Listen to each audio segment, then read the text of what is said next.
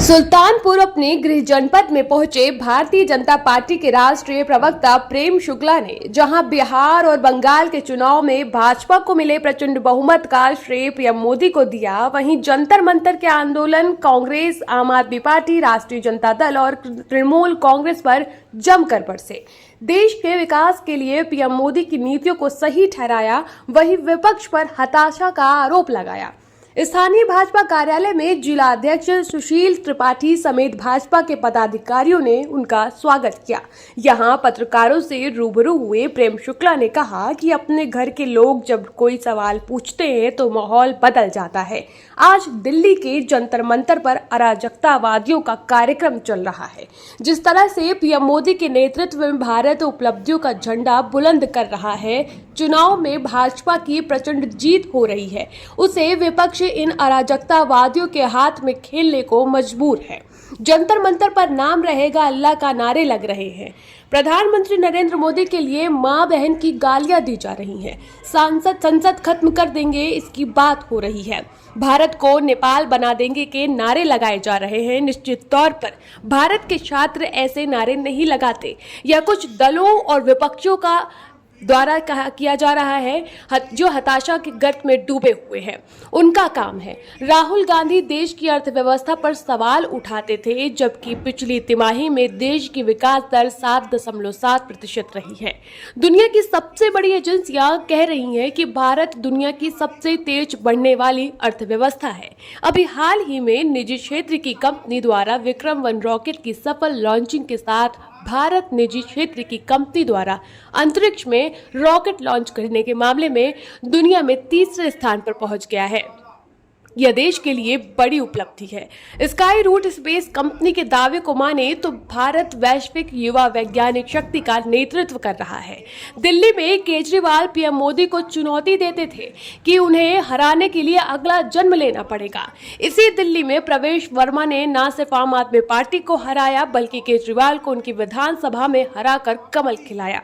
हरियाणा में कांग्रेस जीत के प्रति आश्वस्त थी। चुनाव परिणाम के दिन बैंड बाजा बारात और जलेबियां छान रही थी। परिणाम आया तो बैंड बाजा बारात गायब हो गए। वहीं भाजपा मुख्यालय से लेकर पूरे देश में आतिशबाजी मनाई गई।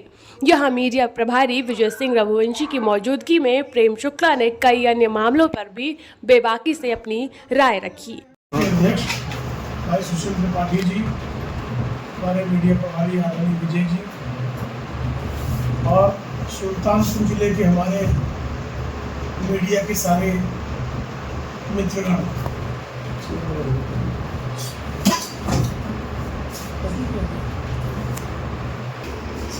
लेकिन सुल्तानपुर के लिए हम लोग परिवार के ही मीडिया के बंधुओं से भी हम जब संवाद करते हैं तो हम अपने परिवार के लोगों से संवाद करने यही भाव रहता है।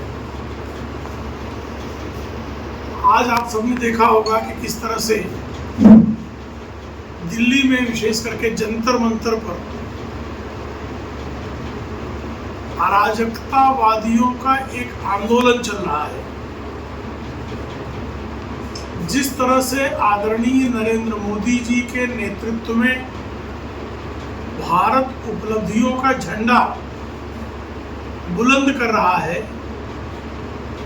और उसके कारण भारत के विविध राज्यों के चुनावों में जिस तरह से भारतीय जनता पार्टी को प्रचंड जनादेश मिल रहा है, उससे हताश और निराश होकर अब विपक्ष अराजकतावादियों के हाथों में खेलने के लिए मजबूर है। जिस तरह से जंतर मंतर पर प्रदर्शन चल रहा है, लोग देख रहे हैं कि उसमें नाम रहेगा अल्लाह का जैसे नारे लग रहे हैं। नरेंद्र मोदी जी के लिए मां बहन की गालियां दी जा रही है। संसद को खत्म कर देंगे की बात चल रही है। भारत को नेपाल बना देंगे का नारा लग रहा है। निश्चित तौर पर ये नारे भारत के छात्र लगाने वाले नहीं है।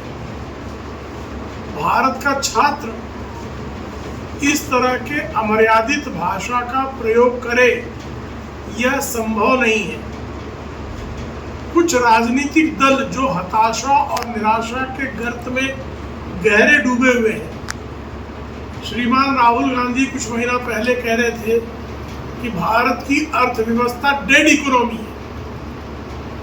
भारत ने पिछले तिमाही में 7.7% की दर से आर्थिक वृद्धि की है, जो विश्व की सबसे तेज गति से बढ़ने वाली अर्थव्यवस्था है। राष्ट्रीय मुद्रा कोष, विश्व बैंक और विविध वैश्विक कीर्तिमान वाली क्रेडिट रेटिंग एजेंसीज यह दावा कर रही है कि आदरणीय नरेंद्र मोदी जी के नेतृत्व में भारत विश्व की सबसे तेज गति से बढ़ने वाली अर्थव्यवस्था है।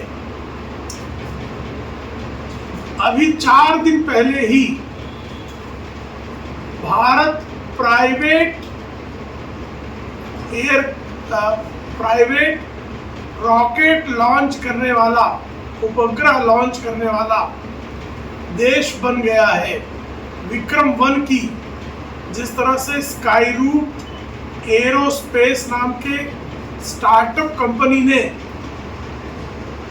विक्रम-1 को जिस तरह से अंतरिक्ष में लॉन्च करने में सफलता प्राप्त की, भारत विश्व के गिनती के देशों में शामिल हो गया, जिसमें निजी कंपनियां भी अब अंतर्राष्ट्रीय अंतरिक्ष में जो है उपग्रह लॉन्च करने की क्षमता रखने लगी है।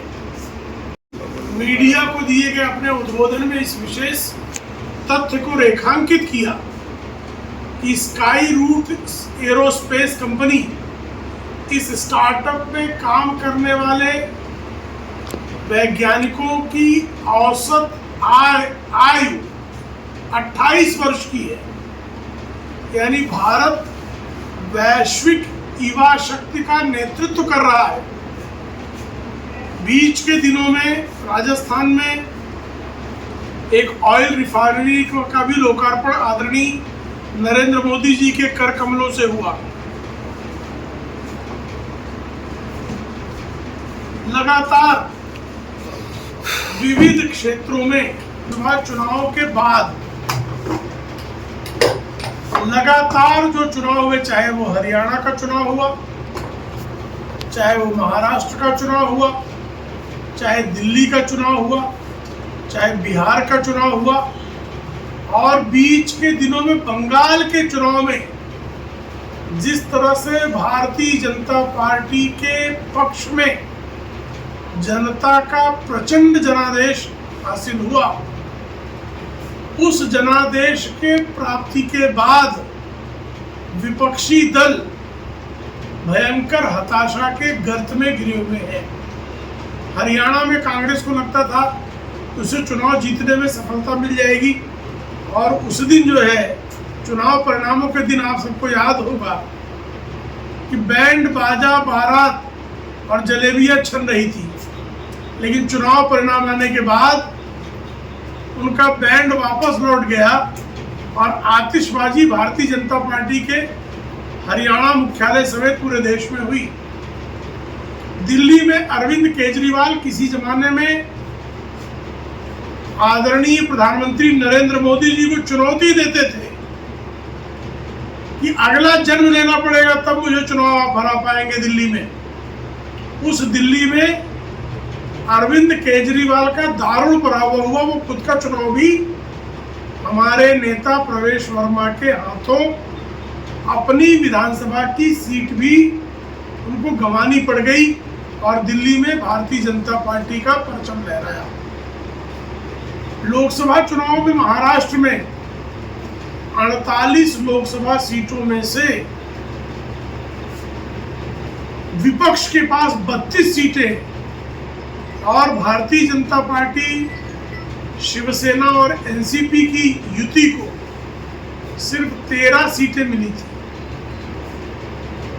लेकिन जब विधानसभा के चुनाव हुए तो 3/4 बहुमत भारतीय जनता पार्टी, शिवसेना और राष्ट्रवादी कांग्रेस पार्टी के युति को प्राप्त हुई।